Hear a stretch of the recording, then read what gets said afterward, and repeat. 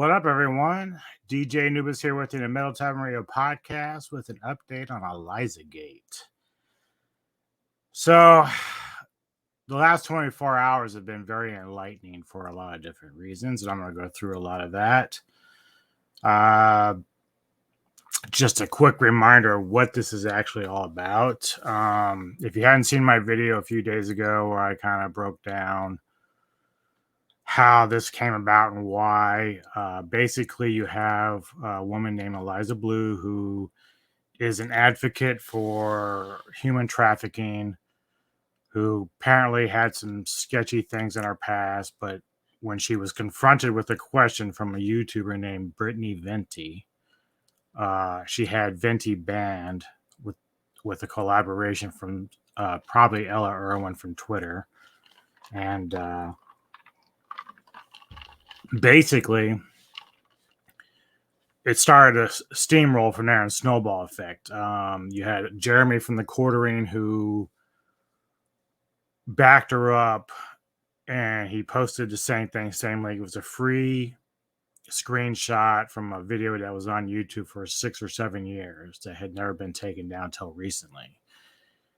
And once the Quartering did it, he got banned, and then other channels started doing the same thing, like Yellow Flash. I'm not sure if Anna, the Star Wars girl, got banned from there or not, or Christy Mayer. There were other people that were trying to get the story out there for Britney, and they got banned accordingly in the same way. And this is all under a false pretense that they were breaking some sort of like non-consensual rule regarding that video, which was actually a public domain. But Brittany was the first YouTuber to get banned, and just for simply asking a question about the timeline that Eliza had in her past regarding her own story of being humanly trafficked. And apparently that set Eliza off on this rampage to have people banned because of it. If I'm not going to go super in detail, because if you want more information, go and just watch my video, or anybody that I've mentioned in that video, you can go see any of their channels. They have a lot more information on that if you haven't been paying attention as it is. For me personally, the backstory about Eliza Blue is not a super big deal to me because I just don't know. Like, there's nothing I can say that I don't have any in detailed information. I can agree with these YouTubers that there is stuff out there that's very questionable. I question Eliza's interpretation of what trafficking really is. A lot of what she's explained on some cases of her life comes across more like identity theft more than anything. I know Andrew from Legal Mindset has actually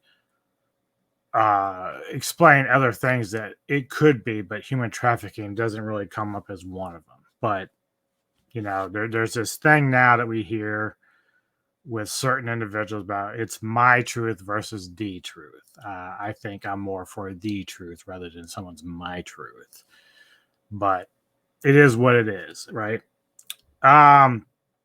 So anyway, Eliza appeared on a podcast named Timcast from Tim Pool a couple times over the last couple of years. And there began this like inner war between Tim Pool and Jeremy from the Quartering, because basically people, not only Tim Pool's fans, but Quartering's fans and everyone else who's been following this story, they kind of wanted Tim Pool to come out, give his opinion on the bannings, and, you know, just let us know how you felt about that, because apparently Tim is a big proponent for free speech, much like Eliza was supposed to be, right? So there was this big inner war going on, and, you know, a little bit of poking the bear between the both of them. But the reality is that Tim Pool just kept doubling down. As more and more information came out about it, like Tim would continue to go and say that it wasn't a big deal. She wasn't worth the time.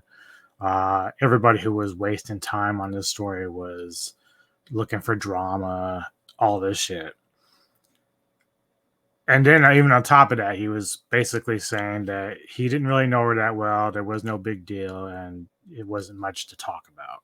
So, and then of course, some fans got out of control. Some were like, "I'm gonna cancel you," or "I'm gonna unsubscribe to you," which is their right to do. And in fact, I support that because I don't want to support him or the quarterback at this point. But I'll get to that later.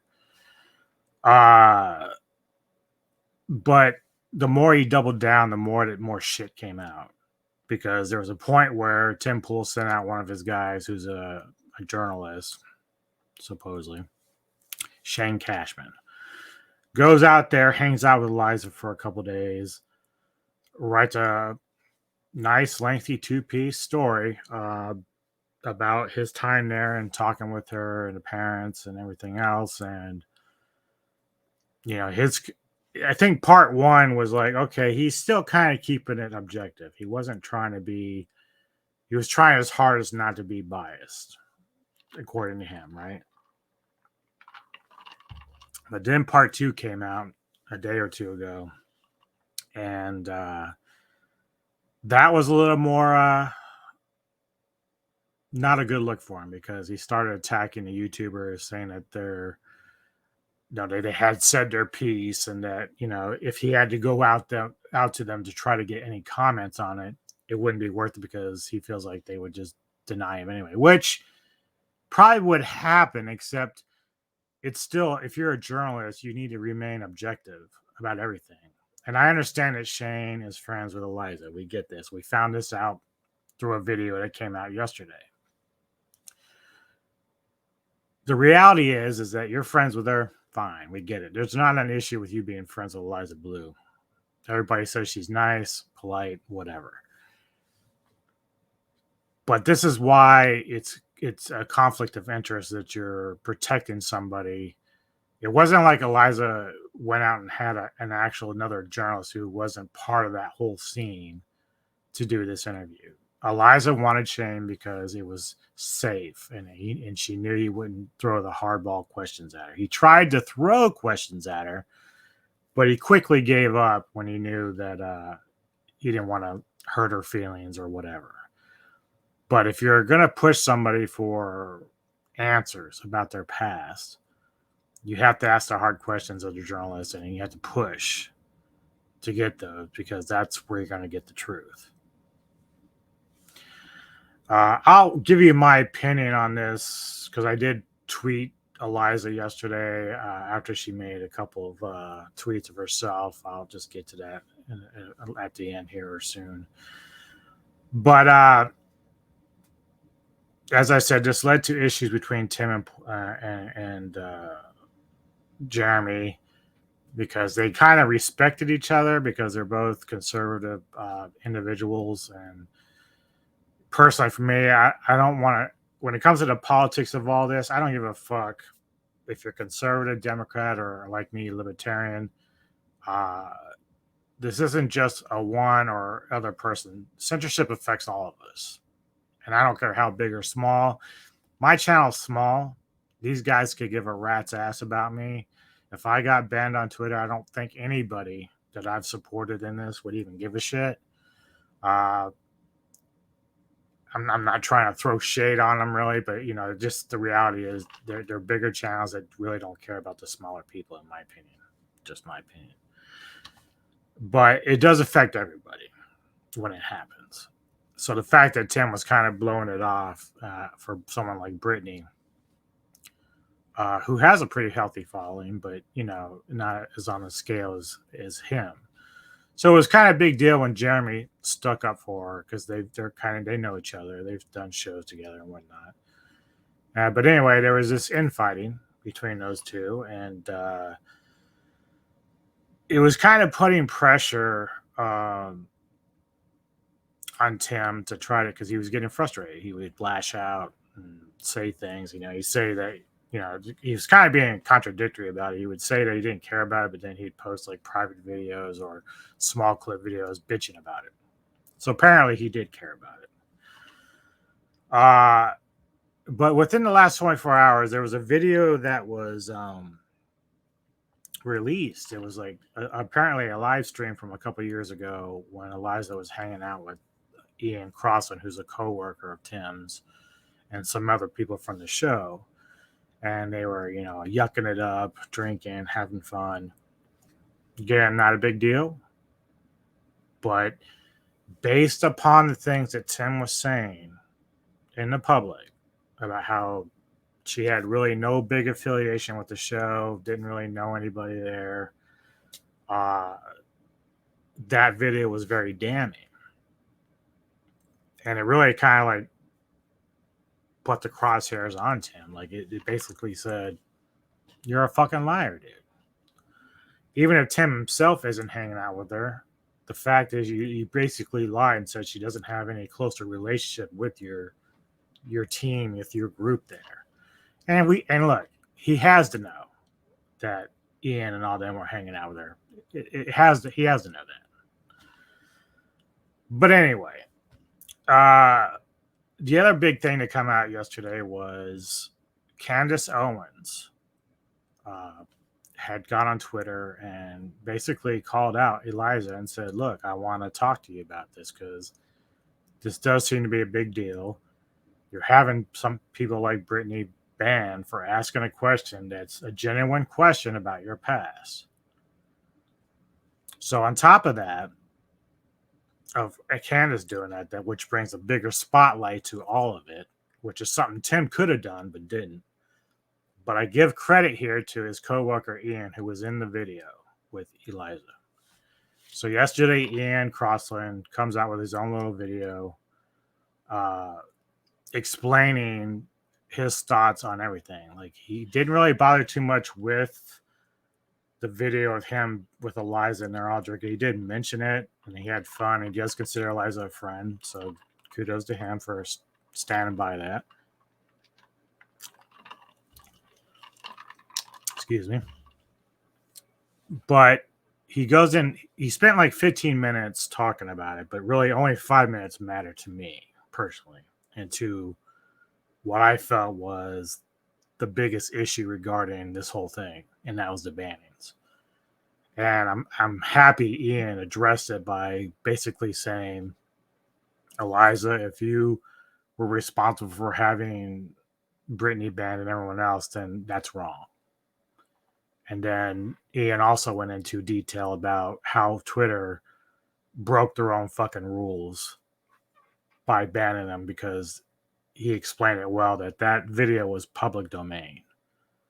And at the time that Brittany had shared a screenshot of it, it was still public domain. It wasn't until after Brittany was banned that Eliza went to YouTube to have WorldStar take it down and all that shit. So that was all after the fact. Now, the thing about Twitter right now, the biggest thing for me, I was really disgruntled with Twitter before Elon took it over. I really felt that there was a very big bias, and like I don't try to stick up for conservatives or Democrats as much as possible because I don't like either side of it really all that much. I think both sides are full of shit most of the time, and they don't really look out for their people that much. It's all bullshit. That's just a personal political stance on me. But when Elon took over, I kind of felt a sigh of relief because I was kind of tired of seeing the previous group and their bullshit bias against anybody conservative or even remotely, while they allowed the Democrats and liberal people to fucking basically say whatever the fuck they want without retribution for that. That didn't really change here. It didn't really change because Brittany showed that they still have biases there going on and that they're not applying their rules consistently or fairly. Furthermore, and just a side tangent here, for those that don't know, a video game got released recently. Big controversy about it. There was a person who created a website designed to harass and bully anybody who was going to play that game or stream that game. I reported that to Twitter. And I went to their rule book. They have their rules posted in Twitter with their Twitter and safety. The rules are right there. I pulled out the portion that applied to that website that was created for harassment and bullying people. sent a report. They came back and told me that that person did not break any rules. That's fucking. You explain it to me, because if you got Ella Irwin, who comes on, who represents Twitter and safety, who defended Eliza Blue and defended the bannings by saying they were protecting Twitter users from harassment and everything else. Therefore, when I reported that guy for that website that was designed specifically for that, they told me it was a nothing burger. What kind of bullshit is that? Now, thankfully, I don't know how that site got taken down. So kudos to how that happened. Thank God. But that just goes to show you the double standards that I'm seeing now in Twitter with Ella Irwin. I don't know what Elon is doing over there. I know he's probably not watching it like he was when he first got there. But he needs to get on the ball and make sure that his people are doing what they're supposed to be doing and not using their own fucking agendas. Because that's the same shit that we just got done with. We don't need any more of that. Anyway, side tangent off. I got my little notes here. So within the 24 hours, my personal belief is Ian's video tied in with Candace Owens making a statement that has given Brittany Vinny her account back on Twitter, because I did go check it. She's unbanned. I don't know if she's posted on it since then. I don't even know if she's aware of it. I hope she is. But from what I saw on Twitter, she's unbanned. So good news there. Bad news is we now have to shift gears over to YouTube, because they're starting to take down people's videos. So now YouTube is doing the same stupid bullshit. And I guarantee this part of it's coming from Eliza. This isn't coming from Twitter this time. This is coming from Eliza. Now, the one thing I will say about this, I know there's a woman named Farron Balanced who is doing a doc on human trafficking, and Eliza's mentioned in there a couple times, and some of the screenshots or video that was initially taken down is shown in this. So I'm assuming that whatever footage Farron has is because it was there when she initially took it. So if they block Farron's trailers or whatever for this doc, I understand why YouTube would take it down, because at this point you are breaking a rule, since Eliza doesn't want that video on there anymore and WorldStar took it down. If WorldStar wanted to fight that, they probably could and kept it up, but they took it down. So I don't know the story behind why WorldStar did that. Some people think they might sue Eliza for defamation. I don't know. But if you feel like you're in the right and that she consented to all that, then you should have kept the video up. But maybe it was just out of respect. I don't know.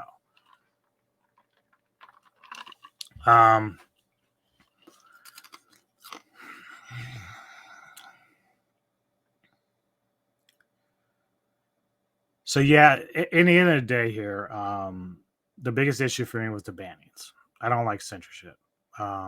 It does have its place. You don't want hate speech. You don't want racial stuff like that. There's always going to be a limit somewhere with free speech, but Brittany Vinny didn't break any of those rules. And I know that Ian kind of tried to make it sound like the way that Brittany worded it was, somehow misunderstood or felt like maybe it was an attack, but it really wasn't.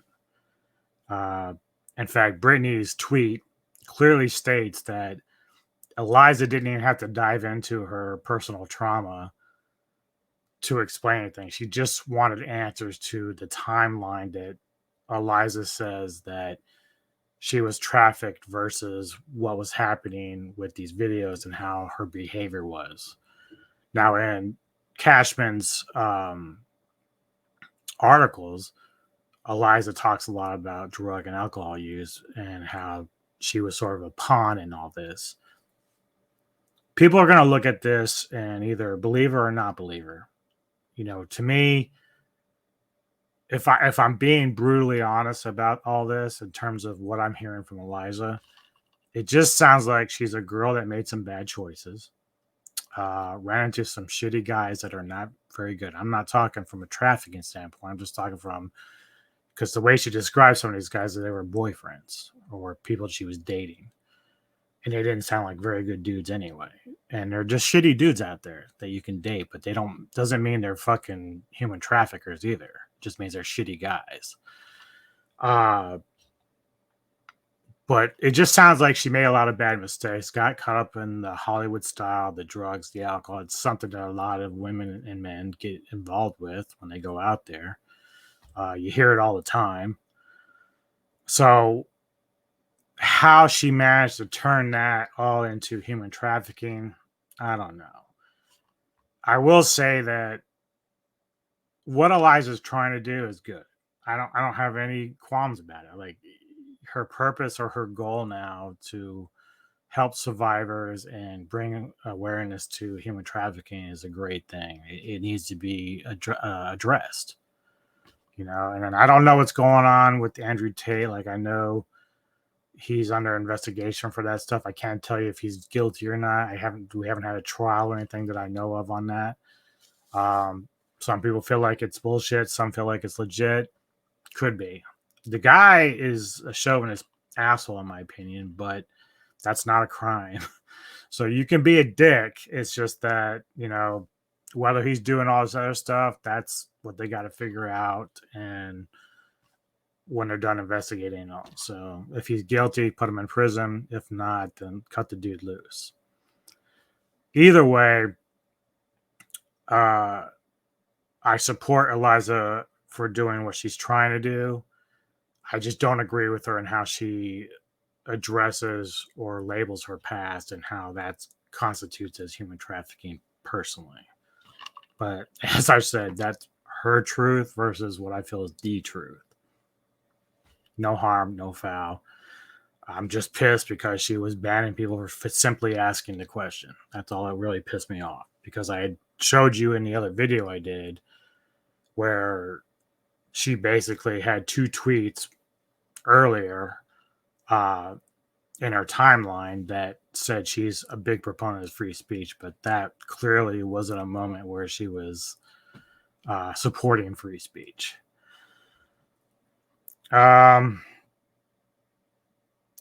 Finally, as I get down to my here now, this rant is only for me only. I know I've seen people on Twitter, I've seen people in comments on videos who kind of agree with me here.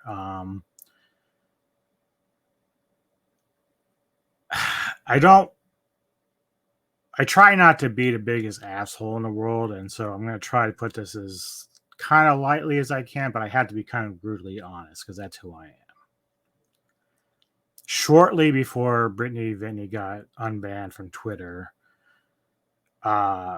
Jeremy from the Quartering put out a video basically apologizing to Tim Pool about all the shit that's been going on between them two.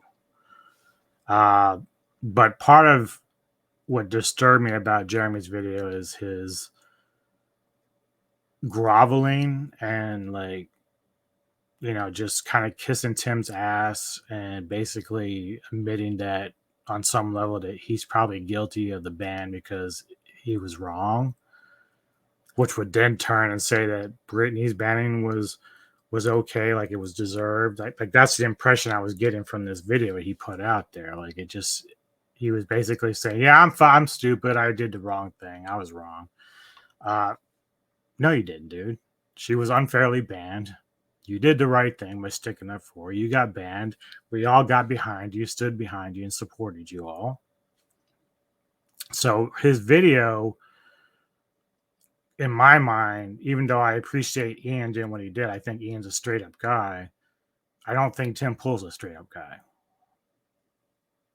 I'm not going to sit here and bash this dude all day long because it's not going to get us anywhere, but I don't like the dude. I don't think he's any good. I think he's fake.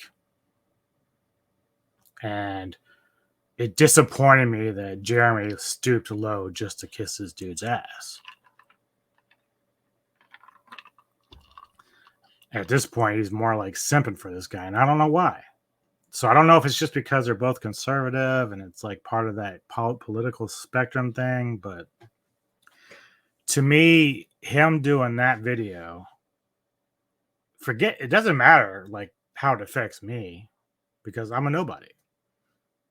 I'm more pissed at that it's a backstab and him bailing on Venti and Anna and everyone else who put in the hard work to try to get this shit resolved and out in the open. Like I know Jeremy did his part, but then he kind of just erased it all with his crazy stupid video at the end there, and it's like, what the fuck, dude?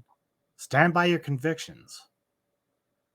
You folded. You had Tim Pool on the ropes with the video, with Candace, everything. You had him on the fucking ropes, and then you fucking took a dive, basically giving him the win, the W. Why? Makes no fucking sense. The only thing it can possibly mean is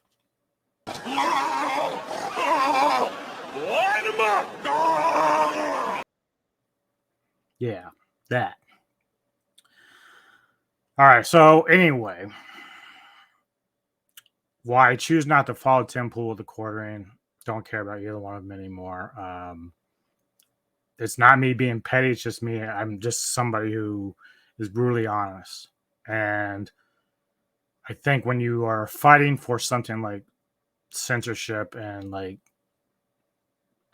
fighting for people like Britney who were undeservedly banned, bailing on them like that is not cool.